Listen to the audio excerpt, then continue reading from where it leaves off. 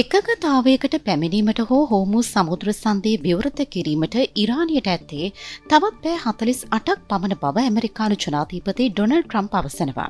ඔහු මේ බව සඳහන් කළේ සිය ට්‍රොත් සෝෂල් සමාජ මාධ්‍ය ගිණුමේ සටහනක් තබමින්. ඔහු පෙන්වා දෙන්නේ මේ සඳහා තමන් ඉරානයට දින 10ක් ලබා දුන් බවයි.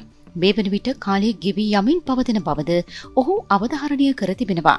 හෝමුස් සමුද්‍ර සන්ධිය විවෘත කිරීමට හෝ සාම ගිවිසුමකට එළඹීම සඳහා ඇමරිකානු ජනාධිපති ඩොනල්ඩ් ට්‍රම්ප් ඉරානයට ලබා දුන් කාල සීමාව හෙට දිනින් අවසන් වීමට නියමිතයි. ඉරානය මෙම කොන්දේසිවලට එකඟ නොවන්නේ නම් ඉරානයේ පවතින විදුලි බලාකාර පාලම් මෙන්ම අනෙකුත් යටතල පහසුකම් ඉලක්ක කරගනිමින් නිරයේ ගිනි ඇවිලෙනු ඇති බවට ට්‍රම්ප් අනතුරු අඟවා තිබුණා. හෝමුස් සමුද්‍ර සන්ධිය යනු ලෝකයේ තෙල් සැපයුමින් පහෙන් එකක් ගමන් කරන ඉතා වැදගත් මුහුදු මාර්ගයක්. ඇමරිකාව හා ඊශ්‍රායලය එක්ව ඉරානයට සිදු කළ පහර දීමෙන් පසු හෝමුස් සමුද්‍ර සන්ධිය වසා දැමීමටයි ඉරාන විප්ලවීය ආරක්ෂක අංශය කටයුතු කළේ. ඒ අනුව නෞකා ගමනාගමනය සම්පූර්ණයෙන්ම අඩාල වුණා. හෝමුස් සමුද්‍ර සන්ධිය වසා දැමීම හේතුවෙන් ලෝක වෙළඳපොලේ තෙල් මිල ඉහළ ගියා. කෙසේ වෙතත් ඇමරිකානු ජනාධිපති ඩොනල්ඩ් ට්‍රම්ප් සිදු කර ඇති මෙම ප්‍රකාශයට ඉරානය ප්‍රතිචාර දක්වනු ලැබුවා. ඉරානය ප්‍රකාශ කළේ ඇමරිකානු ජනාධිපතිවරයාගේ මෙම තර්ජනය මෝඩ ක්‍රියාවක් බවයි. ඇමරිකාව ප්‍රහාර එල්ල කළහොත් ඔවුන්ටද නිරේ දොරටු විවෘත වනු ඇති බවට ඉරානය පෙරලා තර්ජනය කර තිබෙනවා. ට්‍රම්ප් පවසන්නේ ඉරානය සාකච්ඡා සඳහා කැමැත්තෙන් සිටින බව. නමුත් හෝමුස් සමුද්‍ර සන්ධිය දිගින් දිගටම වසා දැමීම ලෝකාර්ථිකයට දැඩි බලපෑමක් තවදුරටත් එල්ල කර තිබෙනවා. ඇමරිකානු ජනාධිපති ඩොනල්ඩ් ට්‍රම්ප් විසින් ඉරානයට හෝමුස් සමුද්‍ර සන්ධිය විවෘත කිරීමට ලබා දුන් කාල සීමාව අවසන් වන්නේ අප්‍රේල් 6 වන සඳුදා රාත්‍රී 8ටයි. මෙවැනි තත්ත්වයක් හමුවේ මැද පෙරදිග කලාපයේ නොසන්සුන් කරමින් ඉරානය විසින් කුවේටයට මිසයිල් හා ඩ්‍රෝන ප්‍රහාර කිහිපයක් එල්ල කර තිබෙනවා. ඉන් එරට තෙල් සංකීර්ණවල ගිනි ගැනීම් හටගෙන ඇති බවයි වාර්තා වන්නේ. දැනට පවතින්නේ ඊටම අස්ථාවර තත්ත්වයක්.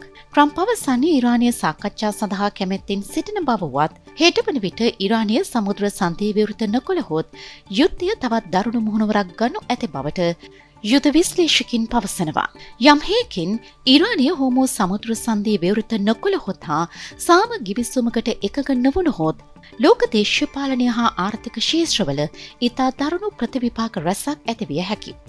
ට්‍රම්ප්ගේ ප්‍රකාශයට අනුව ලබා දී ඇති කාලය අවසන් වූ සැනින් ඉරානය යටතල පහසුකම් ඉලක්ක කර ප්‍රහාර දියත් වනු ඇතේ.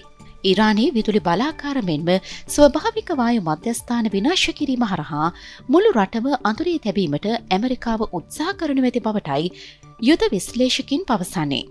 ඉරාන විප්ලවීය ආරක්ෂක බලකායේ ඉතර වී ඇති මධ්‍යස්ථාන මෙන්ම මිසයිල ගබඩා විනාශ කිරීම මෙහි අරමුණ.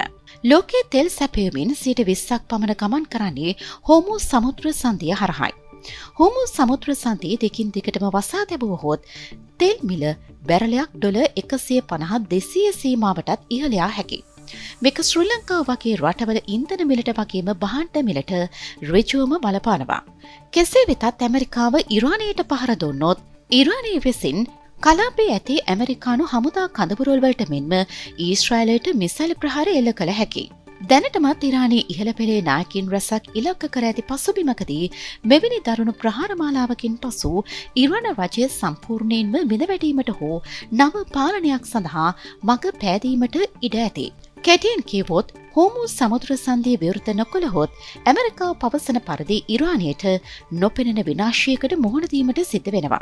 මේක ලෝක ආර්ථිකයට දැඩි බලපෑමක් එල්ල කරන අතරම ඉරානය යන රාජ්‍ය අනාගතය තීරණය කරන තීරණාත්මක හැරවුම් ලක්ෂයක් බවට පත්වනු ඇති.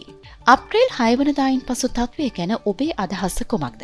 ඒ ගැන පහලින් කමෙන්ට් එකක් දාන්න අමතක කරන්න එපා.